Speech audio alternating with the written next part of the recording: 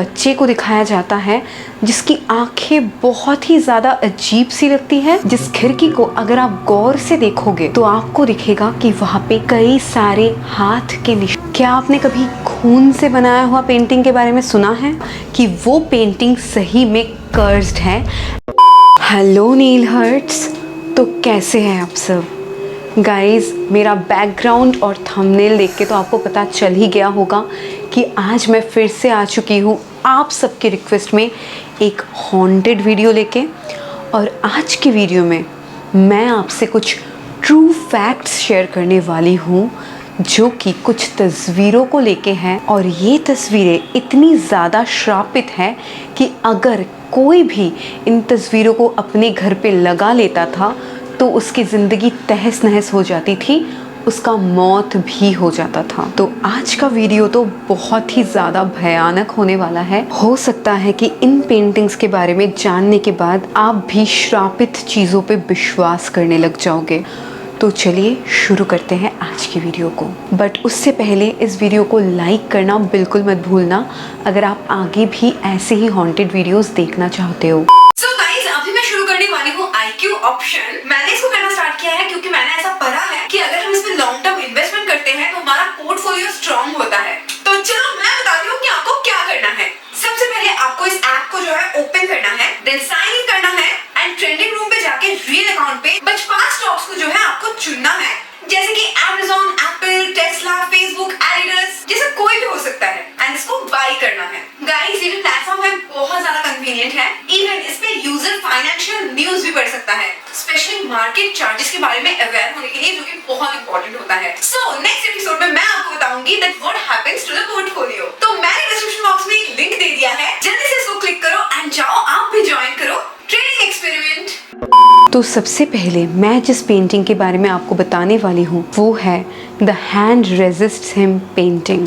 इस पेंटिंग को बनाया था बिल स्टोनहैम ने 1972 में। इस पेंटिंग में आपको एक छोटा सा लड़का और एक छोटी सी लड़की दिखती है, बट अगर आप इसको ध्यान से देखो और इसकी मीनिंग को समझो तो आपको पता चलेगा कि ये पेंटिंग हमारी दुनिया और दूसरी दुनिया के बीच की दीवार को दिखाना चाहती है। इस पेंटिंग में एक बच्चे को दिखाया जाता है जिसकी आंखें बहुत ही ज़्यादा अजीब सी लगती है एंड इसके पास में ही एक डॉल है जो कि साइज में काफ़ी बड़ी है और देखकर लगता है कि सही में असलियत में कोई छोटी सी बच्ची खड़ी होगी। पर अगर आप इस डॉल की आंखों को गौर से देखोगे तो आपको दिखेगा कि इस डॉल की आईज पूरी तरह से ब्लैक है और इस बच्चे के पीछे आपको एक खिड़की दिख रही है, जिस खिड़की को अगर आप गौर से देखोगे तो आपको दिखेगा कि वहाँ पे कई सारे हाथ के निशान हैं। ऐसा लग रहा है कि बहुत सारी आत्माएं उस जगत से इस जगत में आने की कोशिश कर रही हैं इस खिड़की के मदद से। इस पेंटिंग में यही दिखाया गया है कि इस बच्चे के पीछे जो एक खिड़की है वो हमारी दुनिया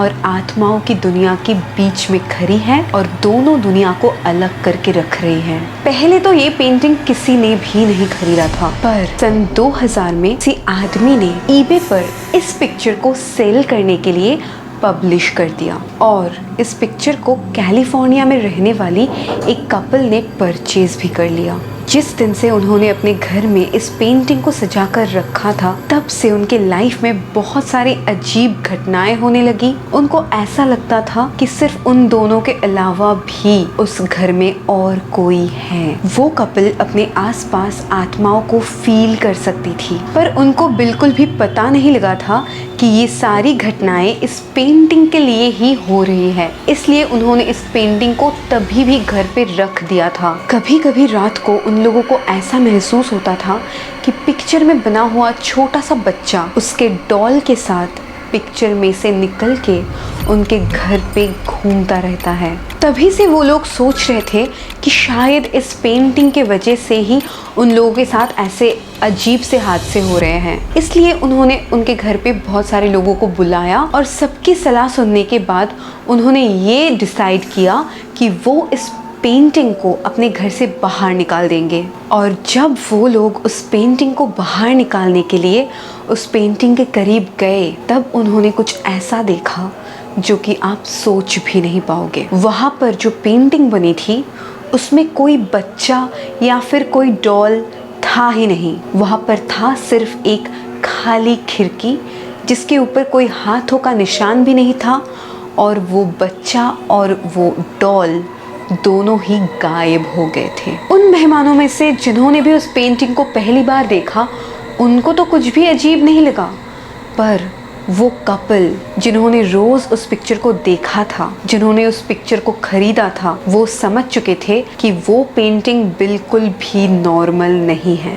उनको पता लग गया कि वो पेंटिंग हॉन्टेड है, एंड इसीलिए तुरंत उन्होंने उस पेंटिंग को अपने घर से निकाल दिया और एक आर्ट गैलरी में दे दिया। बट उस आर्ट गैलरी में देने से पहले उन्होंने उस गैलरी के मालिक को अच्छे से समझा दिया था कि ये पेंटिंग श्रापित है। पर उस आर्ट गैलरी के मालिक को बिल्कुल भी इन सब चीज़ों पे विश्वास नहीं था। उन्होंने सोचा कि ये शायद उस कपल का भ्रम होगा, एंड इसलिए उन्होंने वो पेंटिंग अपनी गैलरी पे रखने के लिए राजी हो गया। पर कुछ ही दिनों के अंदर उसको अपनी गलती का एहसास हो गया, क्योंकि रात को उस पेंटिंग में से तरह तरह की अजीब अजीब आवाज़ें आने लगती थी। उनको भी ये महसूस होता था कि रात को उस पेंटिंग में से वो बच्चा अपने डॉल को लेकर बाहर निकलता था, और उन्होंने ये बात एक पैरानॉर्मल सोसाइटी को इन्फॉर्म किया। उस आर्ट गैलरी के ओनर ने ऐसा सोचा कि ये पेंटिंग श्रापित हो सकता है, पर अगर वो उसका एक पिक्चर खींच के रख ले तो शायद वो पिक्चर श्रापित नहीं होगा। और उस हॉन्टेड पेंटिंग की पिक्चर्स को देखने के लिए बहुत सारे लोग उनके आर्ट गैलरी में आएंगे, और उन्होंने सोचा था कि एक अच्छी सी प्रिंट मशीन से वो बहुत ही अच्छे अच्छे फोटोज़ निकाल लेंगे जो वो आर्ट गैलरी में भी रखेंगे। पर जब भी उन्होंने प्रिंटिंग मशीन में से फ़ोटोज़ निकालने की कोशिश की, हर बार वो प्रिंटिंग मशीन खराब हो जाता था, बीच में ही अटक जाता था। उन्होंने बहुत सारे प्रिंटर से यही फ़ोटो निकालने की कोशिश की, पर सारे प्रिंटर्स फेल हो रहे थे। हालांकि वो सारे प्रिंटर्स बिल्कुल सही सलामत थे। किसी और फोटो की प्रिंट आउट निकालने के टाइम पे ऐसा कोई भी प्रॉब्लम नहीं हो रहा था। तभी वो समझ गया था कि इस पेंटिंग की फोटो कॉपी बनाना बिल्कुल भी पॉसिबल नहीं है। इसलिए उन्होंने इस पेंटिंग को द स्मिथ आर्ट गैलरी में दे दिया। पर इस पेंटिंग को रखने के बाद से द स्मिथ आर्ट गैलरी में भी बहुत तरीके के पैरानॉर्मल इंसिडेंट्स होने लगे, और तभी से पैरानॉर्मल एक्सपर्ट्स की एडवाइस से उस पेंटिंग को सील करके रख दिया गया। उस पेंटिंग को सील करके रखने के बाद से उस आर्ट गैलरी में जो भी पैरानॉर्मल इंसिडेंट्स होती थी, सब कुछ बंद हो गई। जिस पेंटर ने इस पेंटिंग को बनाया था, मतलब बिल स्टोनमैन, उनकी भी बहुत ही ज़्यादा मिस्टीरियस कंडीशन में मौत हो गई। बहुत सारे लोग ऐसा मानते थे कि इस पेंटिंग को बनाने के वजह से ही उनको वैसी मिस्टीरियस डेथ हो गई। आपको क्या लगता है, ये सच है या फिर बस वहम? अभी आपने जो पेंटिंग देखा, ये पेंटिंग बना था 1985 में, एंड इसको बनाया था इटली की एक मशहूर पेंटर जियोवनी ब्रैगलिन ने। इस पेंटर ने एक सीरीज बनाई थी ऐसी पिक्चर्स की जहाँ पे एक छोटा सा बच्चा का पेंटिंग उन्होंने बनाया था, और ये पेंटिंग्स बहुत ज़्यादा ही फेमस हो गए थे। बहुत सारे लोगों को ये पेंटिंग्स बहुत ज़्यादा अच्छा लगता था, इसलिए बहुत सारे लोग इन पेंटिंग्स को अपने घर पे सजाया करते थे। पर धीरे धीरे कुछ ऐसे इंसिडेंट्स होते गए जिसके साथ साथ ये भी पता चल गया कि ये पेंटिंग्स श्रापित है। जिनके भी घर पे ये पेंटिंग्स लगाया जाता था, उनके घर में बहुत सारी पैरानॉर्मल एक्टिविटीज़ होती थी, और भी ऐसे बहुत सारे हादसे होते थे जिनको कोई भी एक्सप्लेन नहीं कर सकता। इवन जिस भी घर में ये पेंटिंग मौजूद रहती थी, उस घर में आग लग जाता था। और इटली की एक फायर फाइटर ने अपने इंटरव्यू में एक न्यूज़पेपर को बोला कि जिस भी घर पे ऐसे अचानक आग लग जाता था, उस घर में ये पेंटिंग उसको ज़रूर मिलता था। तो उनको ऐसा ही लगता था कि ये पेंटिंग ही उन सारे घरों में आग लगने का कारण है। लेकिन शॉकिंग बात तो ये है कि जिस भी घर पे आग लगती थी, उस घर का मालिक तो मर ही जाता था,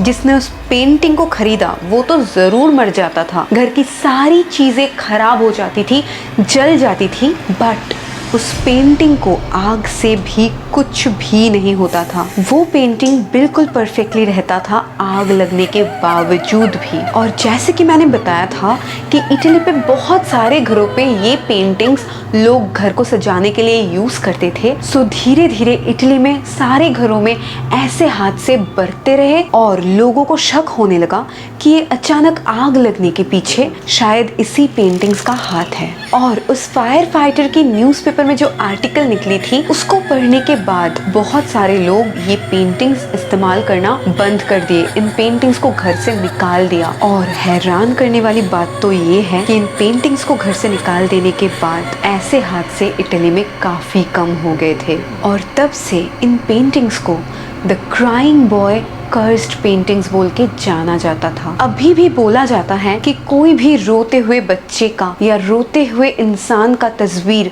अपने घर पे लगाना अशुभ है। और इन हादसों के बाद इटली में किसी भी घर में कोई भी रोते हुए बच्चे का या रोते हुए इंसान का तस्वीर नहीं लगाता था। हो सकता है कि ये कोइंसिडेंट हो या फिर ऐसा भी हो सकता है कि जो ये लोग बोलते थे वो बिल्कुल सच हो। आपको क्या लगता है वो मुझे कमेंट सेक्शन में जरूर बताना। आपने तो पेंसिल से बनाया हुआ पेंटिंग के बारे में सुना होगा, कलर से बनाया हुआ पेंटिंग के बारे में सुना होगा। क्या आपने कभी खून से बनाया हुआ पेंटिंग के बारे में सुना है? अभी मैं आपको बताने वाली हूँ एक ऐसी पेंटिंग के बारे में जिसको बनाने के लिए आर्टिस्ट ने अपनी खून का इस्तेमाल किया था। इस पेंटिंग का नाम है द एंग्विश्ड मैन। सन 2010 में इंग्लैंड में रहने वाली सिन रॉबिन्सन की दादी की डेथ हो जाने के बाद दादी के सारे सामान के अंदर से उनको ये पिक्चर मिली जिसका नाम था द एंग्विश्ड मैन, मतलब कि दुखी आदमी। इस पेंटिंग में एक आदमी की आकार दिख रही है और वो बहुत ही ज्यादा अजीब सा दिख रहा है। और इस पेंटिंग को देख के ऐसा लगता है कि कोई इंसान बहुत जोर से चीख रहा हो। सीन की दादी ने 25 साल से इस पेंटिंग को एक स्टोर रूम में छुपा कर रखा था। किसी को भी इसके बारे में पता भी नहीं था। और इसके साथ एक लेटर भी रख दिया था जहाँ पे लिखा हुआ था कि इस पेंटिंग को कभी भी स्टोर रूम से बाहर मत निकालना क्योंकि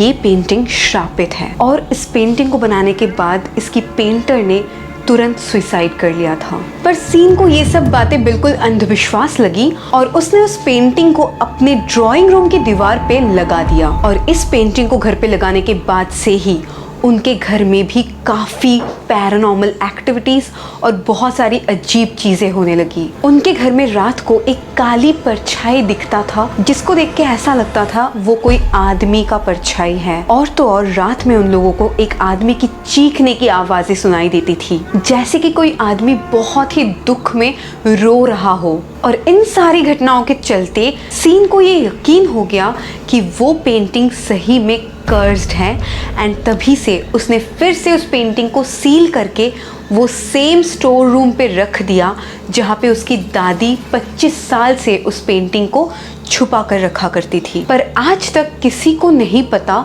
कि उसकी दादी को कैसे वो पेंटिंग मिला और क्यों उसने 25 साल से उस स्टोर रूम के अंदर उस पेंटिंग को छुपा कर रखा। आपको क्या लगता है ये पेंटिंग सच में कर्स्ड थी या फिर ये सिर्फ अंधविश्वास है?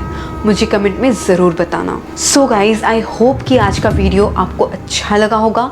अगर लगा है तो ज़रूर इस वीडियो को एक लाइक कर दो। मैं मिलती हूँ आपको नेक्स्ट वीडियो में, तब तक के लिए इस चैनल को सब्सक्राइब कर देना।